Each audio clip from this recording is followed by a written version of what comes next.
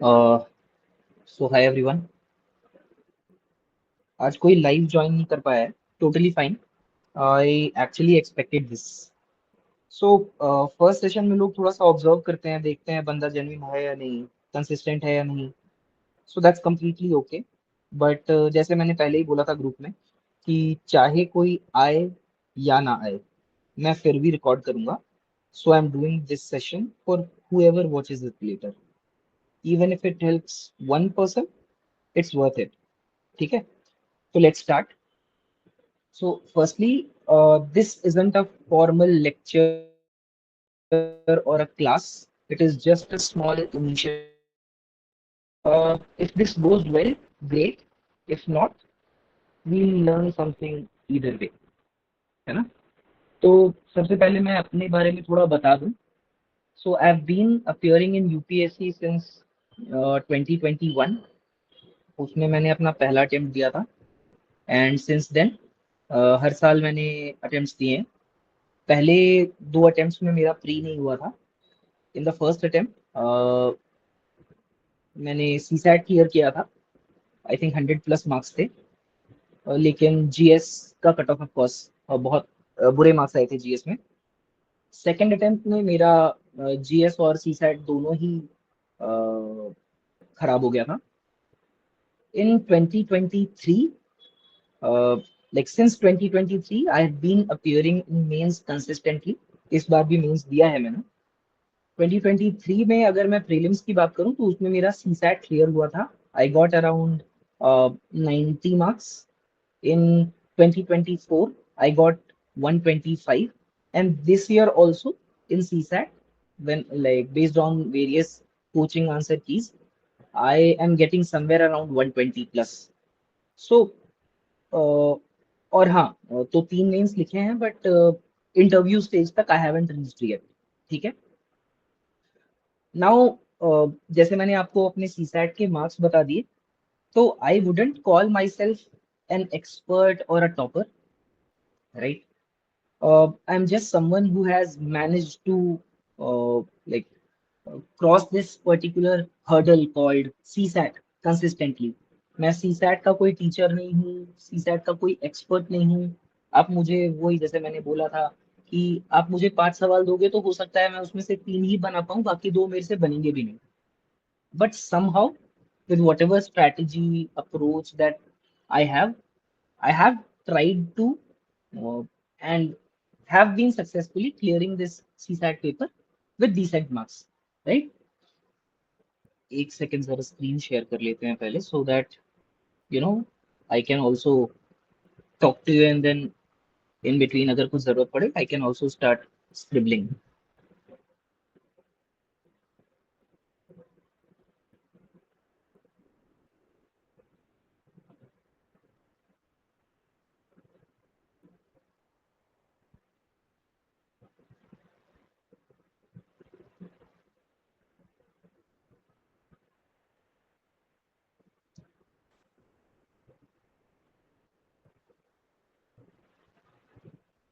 Okay, तो देख लेते हैं पहले. स्क्रीन शेयर हो रही है.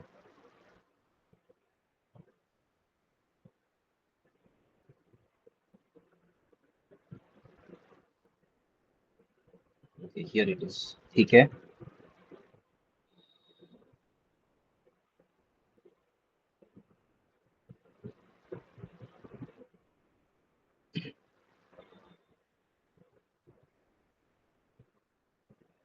हाँ, तो जैसे मैं बोल रहा था कि I am not a teacher of CSAT, nor an expert, है ना. तो बस मेरी स्ट्रैटेजीज और अप्रोचेज अगर आपके काम आ जाती हैं तो आई विल बी हैप्पी, है ना. तो सबसे पहले बैकग्राउंड मैंने अपना बता दिया. अब मैं इस पे आता हूँ कि मैंने इसको शुरू क्यों किया. तो टू बी ऑनेस्ट, कोई बहुत बड़ा प्लान नहीं था इसके पीछे. It just made sense to do it for a few simple reasons.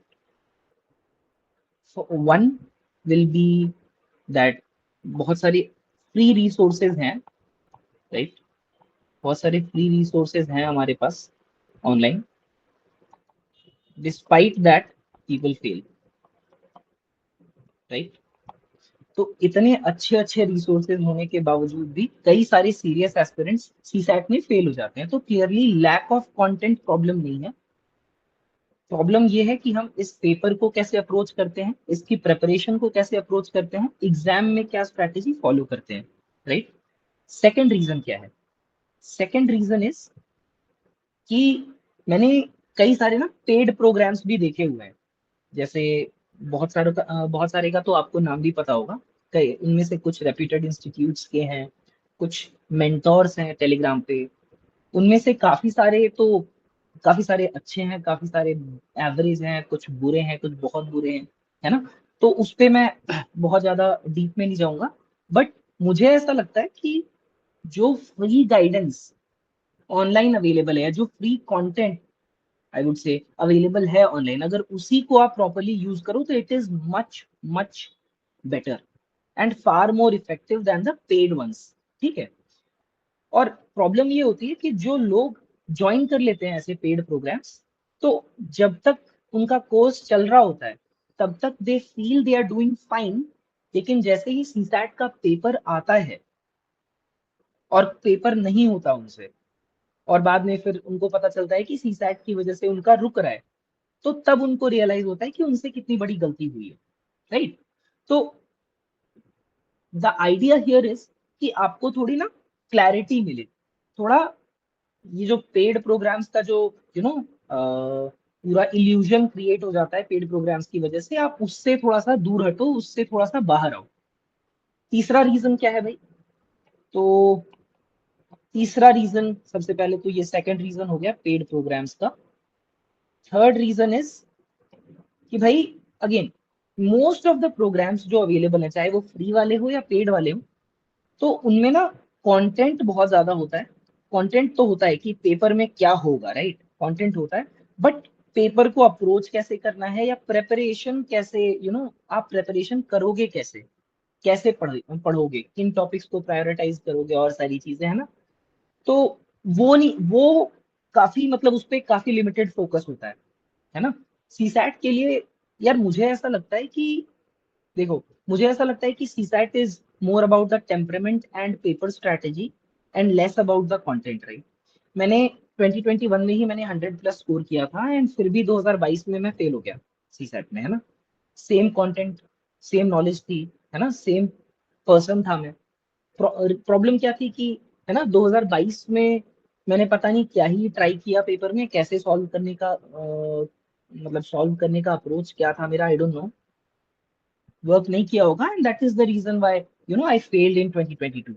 तो clearly strategy matters more than knowledge, है ना। तो स्ट्रैटेजी एंड अप्रोच जो है, नॉट जस्ट अबाउट सिर्फ पेपर के लिए नहीं, मतलब पेपर तो ठीक ही है, रियल एग्जाम में जो आप कैसे अप्रोच करते हो, बट उसके अलावा प्रेपरेशन की अप्रोच, राइट। तो ये है। चौथा रीजन क्या है यार? देखो, बड़ा सिंपल सी बात, मतलब बड़ा सिंपल सा रीजन है कि ह्यूमन सर्वाइवल कॉपरेशन, है ना। If one person has figured out something that's working and others are struggling in that, तो the most natural thing is to share it. That's how goodwill and trust will grow in this community, है ना। तो ये भी एक reason है, and the most important reason would be that, मतलब I want to feel good about myself. देखो क्या है कि it was my fifth attempt this year, है ना। तो और आप सबको पता होगा कि स्पेशली उन लोगों को जिनके मल्टीपल अटेम्प्ट्स हो चुके हैं, उनको तो डेफिनेटली पता होगा कि इस प्रेपरेशन के पूरे प्रोसेस में आपकी सेल्फ स्टीम का क्या हाल होता है ना। तो ऐसे में I think this is one initiative that I feel will genuinely make me feel good. if even if a few of you get helped by this initiative or are able to clear CSAT this year, and I have contributed even 1% to that, so I will feel deeply satisfied. And that is honestly the biggest reason why I am doing this. Okay. तो ये कुछ reasons थे जिसकी वजह से मैंने इस initiative को, सीसैट कोड इनिशिएटिव जो है, इसको मैंने शुरू किया। Now, the next question that I want to address is that why I have kept it free. देखो यार, I had a well-paying job till this year, okay, but because ये मेरा तीसरा means था, and this year I had pretty much like, और आई would से काफी बेहतर क्लैरिटी थी मेरे पास कि कैसे मेरे को आंसर्स लिखने हैं, या मतलब I was bet, I wanted to be well prepared. Okay, last year मेरा पेपर कंप्लीट हो गया था, इस बार मैं चाहता था कि पेपर अच्छा दिखे भी, है ना, लेजिबल हो, रीडेबल हो इवेल्युएटर के लिए, और सारी चीजें करनी थी। एंड आई थॉट कि इफ नॉट नाउ व्हेन, है ना, तो इसलिए मैंने सोचा कि इसको और ज्यादा डेडिकेटेड प्रिपरेशन देते हैं, इसलिए मैंने जॉब छोड़ दी ज्यादा सीरियसली प्रिपेयर करने के लिए, मेंस के लिए, है ना।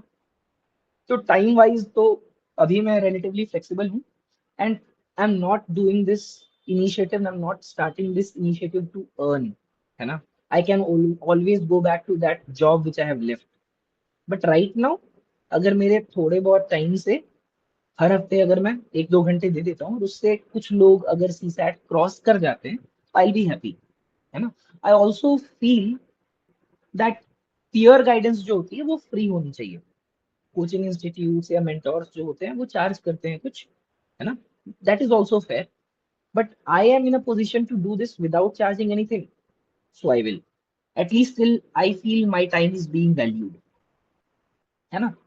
तो the day I feel it's not, then I rethink, फिर कुछ और सोचेंगे, है ना। अब ये सब तो ठीक है, इसके बाद मैं थोड़ा ये क्लियर कर दूं कि what this initiative is not, clear expectation set कर देते हैं कि क्या क्या इस इनिशिएटिव में कवर नहीं करेंगे हम लोग। So let me be clear from the very start, this is not a topic teaching initiative. यहाँ पे मैं आपको नंबर सिस्टम, एलसीएम, एचसीएफ और वो सारी चीजें नहीं बताऊंगा। मैं आपको नहीं बताऊंगा कि यू नो ब्लड रिलेशन कैसे सॉल्व करते हैं, या फिर यू नो वो सब चीजें कैसे करते हैं। But hey hi Ashutosh,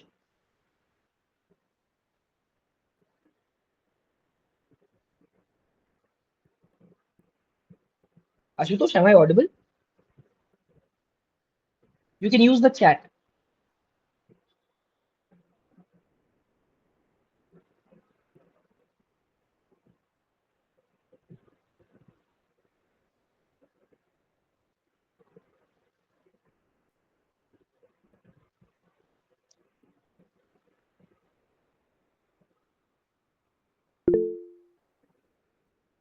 okay, alright.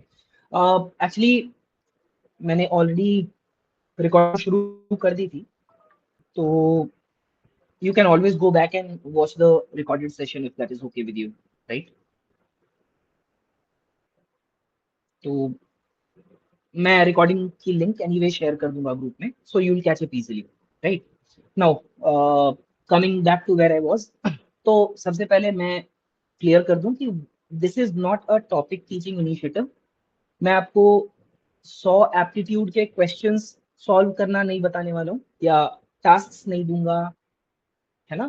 मैं आपको फॉर्मूले नहीं बताऊंगा, क्वांट टीचर की तरह आपको यू नो आपके लेक्चर्स नहीं लूंगा, सेशंस नहीं लूंगा। That is like that is already there are already great resources and teachers for that. what I will rather focus on is how to use those resources smartly, what to study, how much to study, and how to study to make sure that CSAT never becomes a hurdle for you. अब what this initiative is, मतलब क्या आप expect कर सकते हो। So this will be a 4 to 5 week cohort, right, short, structured, simple. हर week में 1 से 2 लाइव सेशंस लूंगा, अराउंड 1 आवर ईच एटलीस्ट। अभी तो यही प्लान किया है, बट आई थिंक मतलब एक बार ग्रुप में वापस से पूछ लेंगे, if people are not comfortable with the live sessions I will rather you know drop recorded videos, that is completely fine with me. So after 4 to 5 weeks, you will have a proper strategy playbook. आपको सारे sessions attend करने की जरूरत नहीं है। शुरू के 4-5 हफ्ते जो सेशंस होंगे आप उनको अटेंड कर लो, and will kind of graduate from that cohort. फिर अगले कोहर्ट के लिए नए बंदे ज्वाइन करेंगे, और आगे ऐसा कभी भी कोई यू नो ट्रूली न्यू या हाई वैल्यू कंटेंट आता है, So I'll announce it and I'll specifically ask people to, join that session. Otherwise, 4 से 5 हफ्ते के बाद you're free to, start referring the resources directly और उनसे आराम से आप मतलब अपना preparation continue कर सकते हो. और उसके अलावा regular guidance will always continue through messages in the group itself, right. अब हम लोग क्या क्या कवर करेंगे इन सेशंस में. सो these are the broad areas that I plan to cover on over the next 4-5 weeks. First, how to approach the paper in general, right? एक second.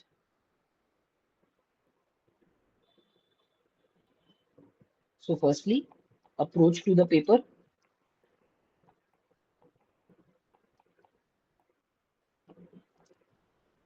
And my approach as well.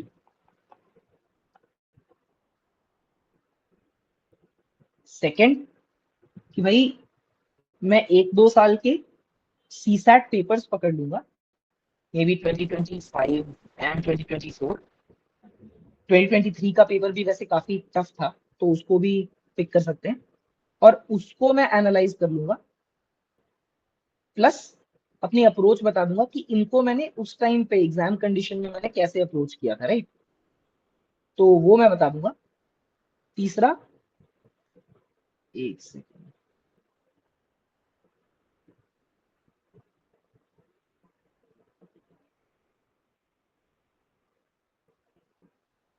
Okay. तीसरा, PYQ analysis कैसे करते हैं, right. तो PYQ analysis कैसे करते हैं वो आपको बता दूंगा, because that is very important. वहां से आप अपनी प्रिपरेशन को अलाइन कर सकते हो, आपके स्ट्रेंथ्स क्या है, आपके वीकनेसेस क्या है, उसके अकॉर्डिंग आप अलाइन कर सकते हो अपनी प्रिपरेशन को, किन टॉपिक्स पे ज्यादा फोकस करना है, किस पे कम. क्योंकि अगर आप पूरी मतलब पीवाईक्यूज देखोगे तो उसमें कुछ ऐसे टॉपिक्स ही हैं जहां से बहुत सारे सवाल आते हैं और कुछ ऐसे टॉपिक्स हैं जिनसे पिछले 4-5 साल में एक भी सवाल नहीं आया. तो उस पर फोकस करने का कोई लॉजिक नहीं बनता, राइट. तो पीवाईक्यू एनालिसिस समझा दूंगा मैं आपको, एक बार साथ में कर लेंगे. And then what sources to use, जैसे मैंने शुरू में भी बताया कि काफी सारे ऐसे फ्री रिसोर्सेज अवेलेबल हैं यूट्यूब पे. जैसे ऋषभ सर का एक ओनली आईएएस के ऋषभ सर हैं, तो उनकी एक प्लेलिस्ट है यूट्यूब पे. तो उसमें उन्होंने ना मेजोरिटी टॉपिक्स जो क्वांटिटेटिव एप्टीट्यूड के हैं उन्होंने उसको पढ़ाया हुआ है. उसमें उन्हें पीवाईक्यूज वगैरह भी डिस्कस किए हुए हैं. So that is a very good source. I personally have referred to that playlist, है ना. तो ऐसे ऐसे फ्री रिसोर्सेज मैं आपको डिफरेंट डिफरेंट सेक्शंस के लिए बता दूंगा. और इसलिए भी मैं बोलूंगा कि आप उसी पे स्टिक करो, कि मतलब कोई एक सोर्स आप पकड़ो और उसी पे उसके ऊपर भरोसा करके उसको कंटिन्यू करो. मतलब रिसोर्स ओवरलोड करने का कोई लॉजिक नहीं बनता, राइट. एंड देन कुछ सर्टेन टाइप ऑफ क्वेश्चंस होते हैं जो बार बार रिपीट होते हैं. तो उनके लिए कुछ ऐसे ट्रिक्स अगर मैं जो यूज करता हूँ, मेरे पास अगर ऐसे कुछ ट्रिक्स वगैरह हुए, जैसे आरसी में कुछ है या फिर लॉजिकल रीजनिंग में भी, जैसे ABCD करके एक पैटर्न वाला सवाल आता है. तो ऐसे ही और भी सवाल हैं जिनके मतलब जो बार बार रिपीट होते हैं और बहुत ही आसानी से उनको क्रैक किया जा सकता है विद सम ट्रिक्स. तो अगर मेरे पास ऐसे कुछ लिस्ट ऑफ ट्रिक्स होंगे वो मैं आपको बता दूंगा. देन आप जीएस और सीसैट को कैसे बैलेंस कर सकते हो, है ना. जीएस और सीसैट को आप कैसे बैलेंस कर सकते हो, कितना टाइम आपको सीसैट को देना है, कितना जीएस को, based on off course your level. मतलब ऐसा कोई हार्ड एंड फास्ट रूल तो नहीं है, बट जैसा भी आपका स्ट्रेंथ है, जिस लेवल पे आप अभी करंटली हो सीसैट की प्रिपरेशन में, या आपका बैकग्राउंड कैसा है, उस हिसाब से कितना टाइम आपको देना चाहिए नहीं देना चाहिए वो हम लोग कवर कर लेंगे, है ना. उसके अलावा कंसिस्ट मैं एक सेशन में या फिर विद इन दो सेशंस मैं आपको ये बता दूंगा कंसिस्टेंटली कैसे मेरे लास्ट 2 टाइम से 100+ मार्क्स आ रहे हैं, या फिर डिसेंट स्कोर्स मेरे कैसे आ रहे हैं पिछले 3 अटेम्प्ट से, तो वो मैं बता दूंगा. एंड देन एक स्पेशल सेशन में लेना चाहूंगा उस पे रीडिंग कॉम्प्रिहेंशन पे. रीडिंग कॉम्प्रिहेंशन पे मेरी एक्यूरेसी ठीक ठाक है. मतलब अगर 27-28 रीडिंग कॉम्प्रिहेंशन आते हैं तो उसमें I am able to do 24 correctly.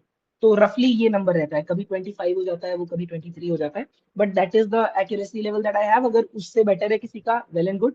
मेरा ये लेवल है, तो मैं इस हिसाब से मेरे पास जो मैंने सीखा है आरसी को लेके वो मैं बता दूंगा. क्योंकि मैंने देखा है बहुत सारे लोग रीडिंग कॉम्प्रिहेंशन में काफी मेहनत करते हैं, बट उनका कई बार इतनी अच्छी एक्यूरेसी नहीं आ पाती. तो even if you are able to do, अभी आप 20 क्रॉस नहीं कर पा रहे आउट ऑफ 27, तो I try to help you do that, है ना. और इसमें अच्छे मार्क्स बन जाते हैं। पहले तो आसान इसलिए भी है क्योंकि आरसी में आप सारे क्वेश्चन ऑलमोस्ट सॉल्व करते ही हो, तो उसमें अगर आपकी एक्यूरेसी बढ़ जाती है, आपका आसानी से कट ऑफ क्लियर हो सकता है, राइट। तो इसके लिए मैं एक स्पेशल सेशन लूंगा, प्लस उसमें मैं ये भी बताऊंगा कि कैसे आप ना चैट जीपीटी को यूज कर सकते हो to decode the UPSC answer pattern. मतलब यूपीएससी के जितने भी पीवाईक्यूज हैं उनके आंसर्स को फीड करके और कैसे आप डिकोड कर सकते हो कि कौन सा आंसर सही होगा, सो दैट फ्यूचर में जब भी कोई क्वेश्चन पूछे यूपीएससी तो आपको इन जनरल पता चल जाता है पढ़ने के बाद कि कौन सा आंसर सही होने वाला है या ज्यादा चांसेस है सही होने के। तो ये एक है। और इसके अलावा और भी अगर कोई दूसरे टॉपिक्स हैं विच यू वांट इंक्लूडेड, तो you can drop them in the group, we'll adjust as we go along. ठीक है, I will post the next 4-5 week schedule here in the group soon. 1-2 sessions आप expect कर सकते हो पर week. और last में एक हम आस्क मी एनीथिंग सेशन ले लेंगे, जहाँ पे आपके पास अगर पूरे कोहर्ट के बाद सारे सेशंस कंप्लीट करने के बाद उसके बाद भी आपके पास कोई डाउट रह जाता है, कोई क्वेश्चन पूछना हो आपको, तो आप उस सेशन में लाइव पूछ सकते हो। देखो इनिशिएटिव काफी छोटा सा है, बट अगर हम लोग कंसिस्टेंट रहेंगे तो it will make a difference. I am sure it will make a difference. My only request is that stay consistent, keep working hard, और आप अपने डाउट्स वगैरह ग्रुप में डालते रहो, एक दूसरे के साथ डिस्कशन करते रहना ग्रुप में। And what ever is working for you, आप चाहो तो वो भी दूसरों के साथ शेयर कर सकते हो, right. And then you don't have to like, and this is very important, you don't have to treat this like coaching. Treat it like a friend helping you with something that has worked for him. तो मेरे लिए जो work किया है मैं आपको थोड़ा बहुत वही बता रहा हूँ, है ना। जो मेरे लिए वर्क किया है मैं वही आपको बता रहा हूँ।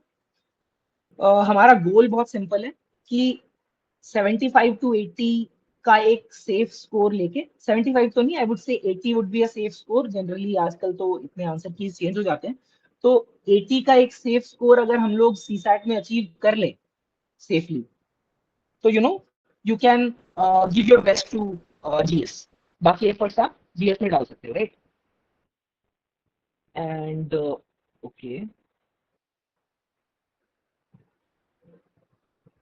और अगर हम लोग उतना कर पाए, मतलब अगर हम लोग 80 का स्कोर अचीव कर पाए, even few of you are able to find this helpful और उतना स्कोर कर पाते हो, I consider this entire initiative a success. ठीक है, all right, that is all from my side. अब अगर since Ashutosh you are here, अगर तुम्हारे पास कोई क्वेश्चंस हैं you can ask, otherwise we'll wrap it up. Just a second, I'll switch on your mic.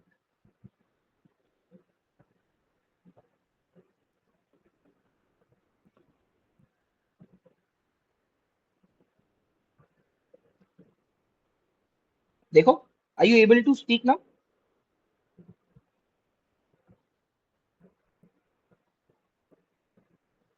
Hello. Yes. Am I audible? Yes, yes, you are. बोलो. My issue is to how to complete paper in time. In this year, my marks is about 65 और 67 के आसपास marks थे Okay. मेरे. तो मेरा लेकिन मैं उसको कंप्लीट नहीं कर पाया टाइम में. आरसी है जो मेरा वो काफी टाइम कंज्यूम कर ले रहा है. ओके, आरसी तुम्हारा काफी टाइम, कितना टाइम लग रहा है आरसी में? अब फिर भी अब 2 घंटे पूरे चले ही जा रहे हैं, पूरे एट लास्ट हो जा रहे हैं. अच्छा, तुम कह रहे हो कि पूरी आरसी में तुमको 2 आवर्स लग रहे हैं? नहीं वो नहीं, मतलब बस टाइम पे कंप्लीट नहीं हो रहा पेपर. ये है कि दैट इज ओके, मतलब पूरा पेपर हाँ. कंप्लीट करना भी क्यों है ना। मतलब तुम नहीं कितने फिर भी अटेम्प्ट कितने ले पा रहे हो? 50 के आसपास.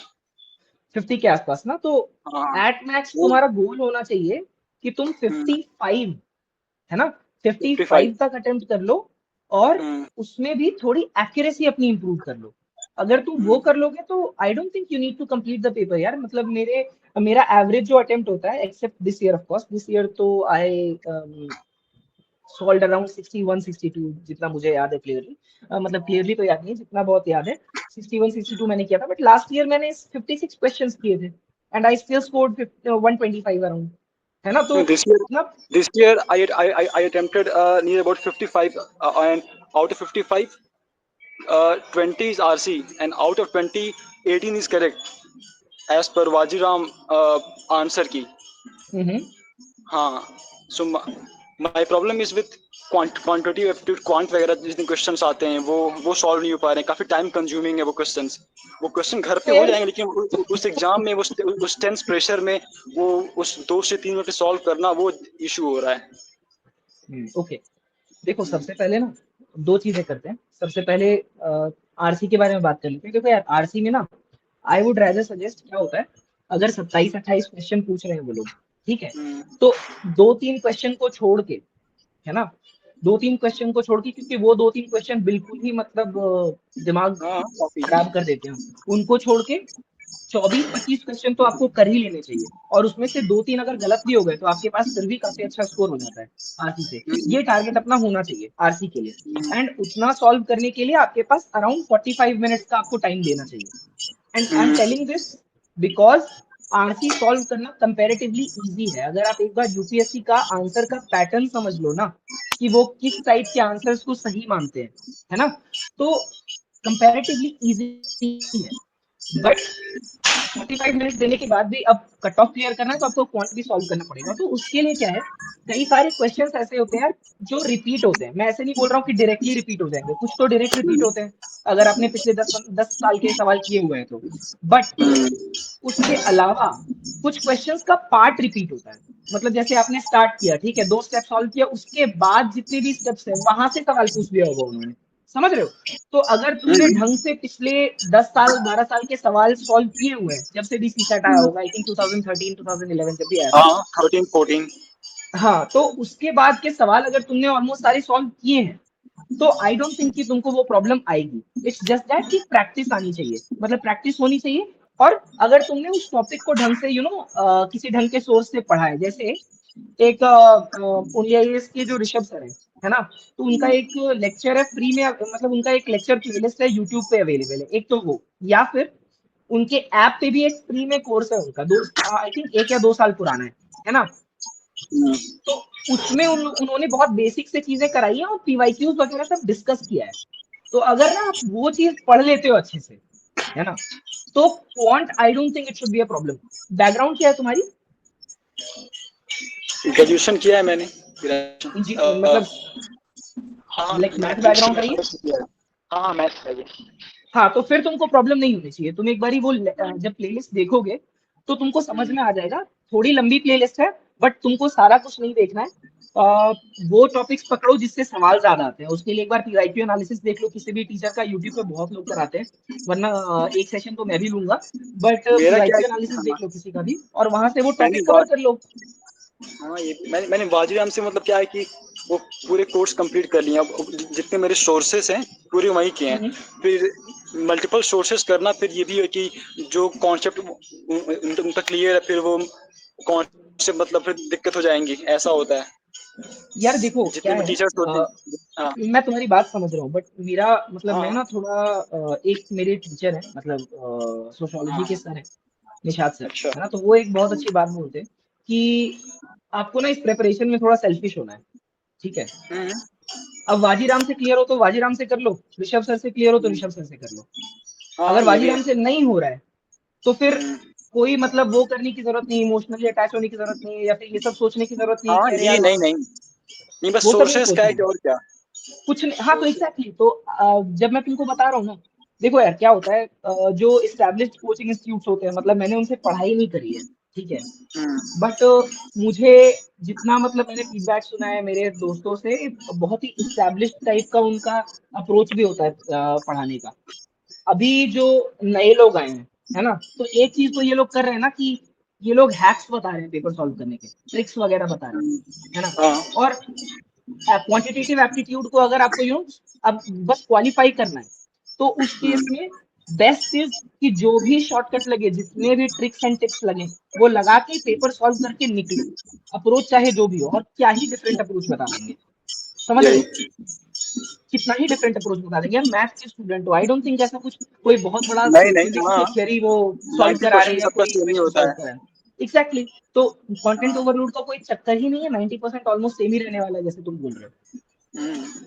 तो फालतू में ये मत सोचो कि भाई हमने ऑलरेडी किया हुआ है, कोई फर्क नहीं पड़ता, नहीं वर्क कर रहा है, गोली मारो, आगे बढ़ो, जाके कोई नया सोर्स जो तुमको लग रहा है, जो कहीं से फीडबैक सुना है तुमने कि अच्छा है, उसको पकड़ो, वहां से करो और निकलो।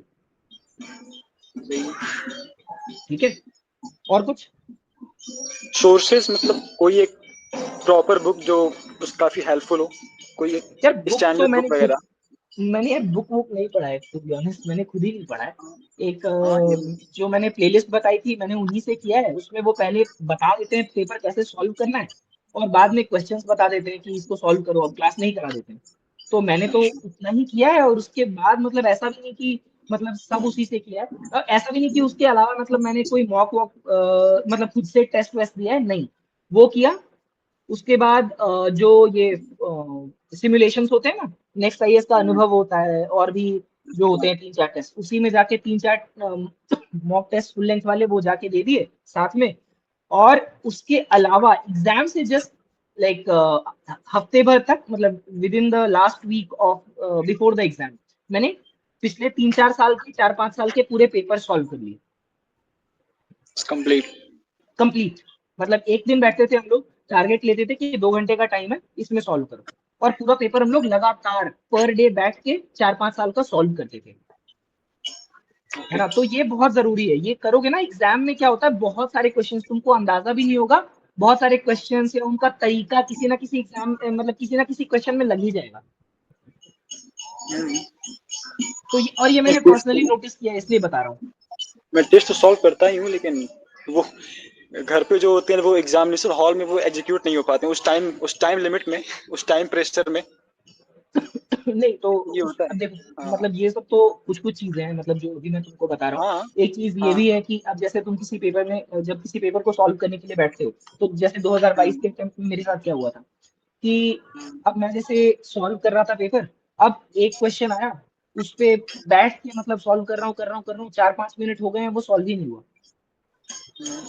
समझ रहे हो? फिर अगले क्वेश्चन हाँ में गया मैं, अटेम्प्ट ही नहीं हो पाया था। कई बार तो ये हो जाता है हम क्वेश्चन से लड़ने लग जाते हैं, नहीं भाई इसको तो सॉल्व करना ही नहीं है, अब नहीं, तो ये 2 मिनट हो गए पर्सनल हैं। नहीं वाला है। हाँ नहीं होना ना, क्वेश्चन। तो ये सब हाँ ये सब प्रॉब्लम हो जाती है बहुत लोगों के साथ। कई बार ये हो जाता है आपको पता होना चाहिए, मतलब पिक एंड चूज जिसको बोलते हैं, क्वेश्चन तुमको कौन सा सॉल्व करना है, इसमें से कौन सा क्वेश्चन देखा हुआ लग रहा है, तुमको उठाना ही वही है। ऐसा कोई क्वेश्चन उठाना ही नहीं है जो तुम्हारा कॉन्फिडेंस डाउन कर दे, या जो तुमको लगे कि देखा हुआ नहीं है, उस टाइप का क्वेश्चन उठाओ ही मत। तो ये सब भी कुछ कुछ चीजें, क्योंकि देखो अल्टीमेटली हमारा गोल है, हमको 66 मार्क्स लेके आना है किसी भी हाल में। 67। हाँ वही 66.66 वॉट एवर, है ना? हाँ तो हाँ। और एग्जाम के लिए, सेफ्टी के लिए 80 मार्क्स, अगर उतना आप ले आते हो तो बहुत है, और उसके लिए आपको सारे क्वेश्चन सॉल्व करने की जरूरत भी नहीं है। 80 क्वेश्चन आते हैं, अगर उसमें आप 55 सॉल्व करके भी, 55 भी सॉल्व करें, 25 आपने फिर भी छोड़ा हुआ है, आराम से होगा। लॉजिकल रीजनिंग बहुत आसान होता है यार। उसमें एक दो सवाल छोड़ दो, मतलब एक दो टाइप के सवाल छोड़ दो, जैसे टेबल वाला जो सवाल होता है, उसको उसमें वो थोड़ा टाइम टेकिंग होता है, वो अगर छोड़ दो, तो उसके अलावा मेजोरिटी सवाल जो होते हैं वो डुएबल होते हैं। तो आपको बस पता करना है कि भाई आपको किस टाइप के सवाल एग्जाम में सॉल्व करने हैं, और आपको एग्जाम से पहले भी उसी टाइप के सवालों की प्रैक्टिस करनी है ज्यादा। एग्जैक्टली। तो वो कर लोगे तो फाइनल एग्जाम में आराम से हो जाएगा। ओके। ठीक है, देखो बहुत सारी चीजें बोल दी है मैंने, तो ये वैसे भी रिकॉर्डिंग में डालूंगा, तो एक बारी वो देख के और वो लिख लेना। होता क्या है, लोग ज्ञान देके चले जाएंगे और तुम एक कान से सुनोगे, और बाद में कुछ दिन बाद वो भूल भी जाओगे, तो वो लिख लेना क्या क्या करना है, वो हेल्प होगी। है ना? वही चीज, यही सब चीजें वर्क करती है, मतलब हम लोग को लगता है क्लीशे है, बट यही सब चीजें अल्टीमेटली वर्क करती हैं, मेरे लिए करी है, इसलिए बता रहा हूँ। Your source is Rishabh sir, only Rishabh IAS. Sir, हाँ ओनली आईएएस के ऋषभ सर। Okay okay. ठीक है, चलो, वेल एंड गुड, ट्राई करो। बाकी कुछ आगे के सेशंस का मैं इसमें शेड्यूल डाल दूंगा, if you find this one helpful, तो आगे के सेशंस भी अगर तुम्हारे रेलेवेंट हो तो ज्वाइन कर सकते हो। All right, okay okay. ठीक है, thank you. Okay, have a good day, thank you everyone, bye.